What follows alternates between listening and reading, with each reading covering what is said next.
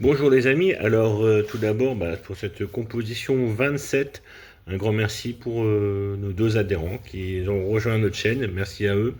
Alors aujourd'hui 11 novembre, 11 avril 2026, on va être dans le très classique, le versus, donc c'est une composition de genre entre l'autorité et le consensus. C'est un très classique dans les conflits de genre. Alors on commence tout de suite, galanterie inversée oblige, par le masculin. Alors le masculin, dans la question de l'autorité, ici va d'abord imposer une règle. La règle est posée comme ça, mais au-delà de cette règle-là, il y a un cadre qui est clair.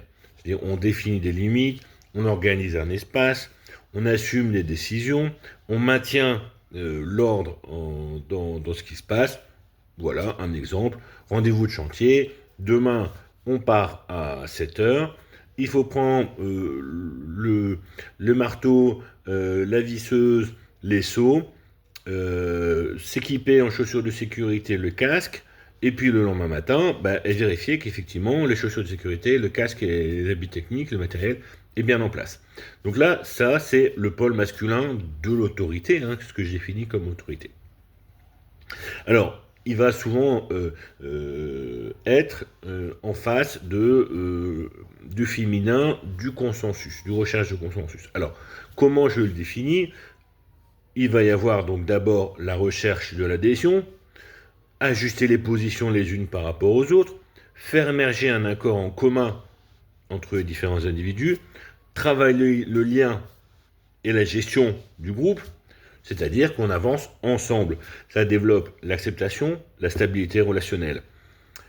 Donc, par exemple, je me souviens, moi j'ai été en école d'ingénieur, il y avait le gars de l'école, la promotion du dessus, c'était une femme qui l'a organisée, Lucille, souvenir, ou Lucille, et elle était réellement impressionnante là-dessus. Bon, un exemple, toi tu viens à 6 heures, toi tu viens à 8 heures, d'accord, on se retrouve ensemble à 9 heures pour faire la réunion. C'est quelque chose qui est une coordination, c'est simple, efficace, on place les positions de chacun. Tu m'as dit que tu venais à 6 heures, il m'a dit qu'il venait à 8 heures, on le fait confiance. Donc ça c'est le pôle féminin. Alors dans cette troisième partie, on va voir un peu le rapport de genre, et puis, donc tout d'abord, le masculin, l'autorité permet de garder un cap, de rester cohérent et droit face aux règles, de être carré, mais seul il devient autoritarisme. Et c'est ça le gros problème, c'est qu'à un moment donné, il va diviser le groupe. Il va diviser le groupe, on va y arriver, mais en gros en mode dispersé. Une partie va y arriver, une autre partie va complètement être perdue. Au milieu, on ne sait pas trop où on n'est pas trop d'accord, etc.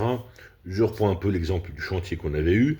Le chef de chantier, il a atteint ses objectifs, c'est-à-dire il avait rempli ses bennes, tout était parti, il avait fait à peu près ce qu'il voulait faire. Mais moi, pendant 3 jours, j'y suis allé avec la boule au ventre.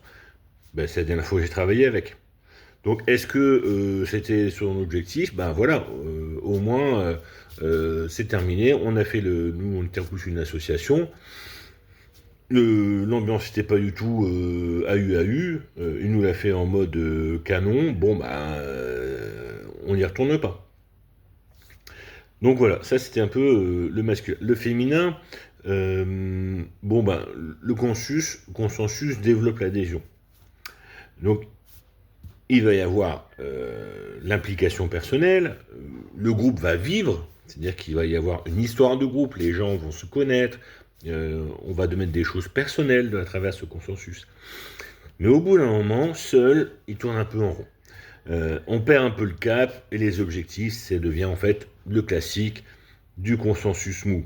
Moi, je me souviens très bien, on avait fait un petit groupe quand on était ado, on a des copains, on essayait de gérer une pièce, que ce soit à peu près propre et avoir un peu un bar pour pouvoir se payer des canettes sans devoir toujours être à l'arrache à la dernière minute. C'était le bazar. C'était le bazar, c'était jamais nettoyé. On est allé chercher les bars, c'était épuisant parce que il fallait toujours se dévouer à la dernière minute. C'était vraiment consensus mou, et puis finalement, tout le monde est sorti un peu dégoûté de ce système-là, ou parce que c'était mal géré, c'était pas propre, ou parce que en fait, on avait l'impression que ça se tapait dans les coudes, et puis que ça se renvoyait la balle. Donc ça nous amène en fait, donc voilà le féminin, le féminin du consensus seul. Alors quand les deux s'affrontent, on va avoir une histoire de trahison. C'est-à-dire, oui, mais un groupe contre un tel groupe, mais tu te rends compte, et puis la personne qui assume l'autorité va se sentir trahie, et puis il va réagir de façon brutale. Donc ça va être la brutalité qui va venir combattre une forme de fédération des divisions. Et ça finit en fait en chacun chez soi, ou chacun pour soi, ou moi j'ai pensé ça comme ça, et moi j'ai rien à voir là-dedans. Donc moi je me souviens, par exemple, exemple personnel, on était à 3 dans un voyage en Inde, on avait loué un taxi à 4, ils étaient super motivés, les règles, les objectifs, les machins, même quand on est malade, vous allez visiter un temple, à vomir dans le temple, etc. Moi c'est pas l'objectif, moi je fais un voyage, si je suis malade, ça m'est arrivé, je dors, hein, c'est tout, je me repose. Et puis finalement, en fait, ça s'est tellement mal goupillé que même dans les places de taxi, on avait presque une place, on était à 4, on avait chacun presque une place attitrée, on pouvait plus bouger tellement c'était devenu rigide.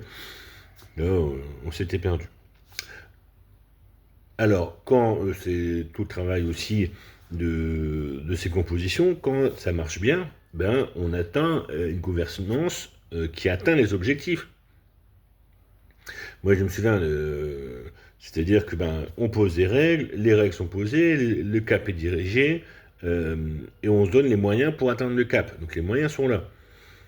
Et puis derrière, il y a un consensus qui est organisé pour que chacun prenne sa place, chacun prenne sa fonction, et qu'on atteigne le but. Et donc là, il y a une forme de délégation de responsabilité, où un peu chacun fait ce qu'il doit faire, sans trop empiéter sur la place des autres.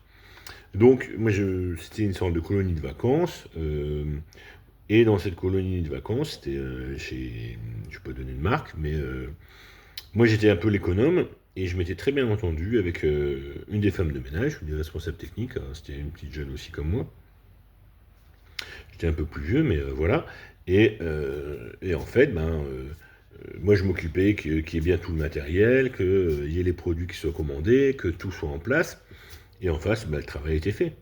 Et donc je venais vérifier une fois de temps en temps, mais tout était en ordre.